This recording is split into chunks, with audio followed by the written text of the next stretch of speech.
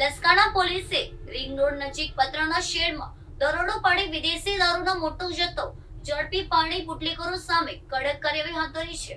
સુરત જિલ્લાના Laskana police station વિસ્તારમાં પ્રોહિબિશનની પ્રવૃત્તિઓ પર લગામ કસવા પોલીસે લાલ આંખ કરી છે. લસકાણા પોલીસે રિંગ રોડ નજીક આવેલા એક પતરાના શેડમાં સફળ દરોડો પાડીને ગેરકાયદેસર પ્રવૃત્તિનો પર્દાફાશ કર્યો છે.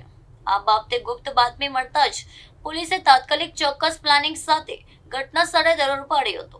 દરોડા દરમિયાન પતરાના શેડમાંથી મોટી માત્રામાં વિદેશી દારૂનો જથ્થો મળી આવતા પોલીસ પણ ચોંકી ઉઠી હતી. પોલીસ સ્થળ પરથી વિદેશી દારૂની બોટલો સહિતનો તમામ ગેરકાયદેસર મુદ્દેમાલ જપ્ત કરી લીધો હતો.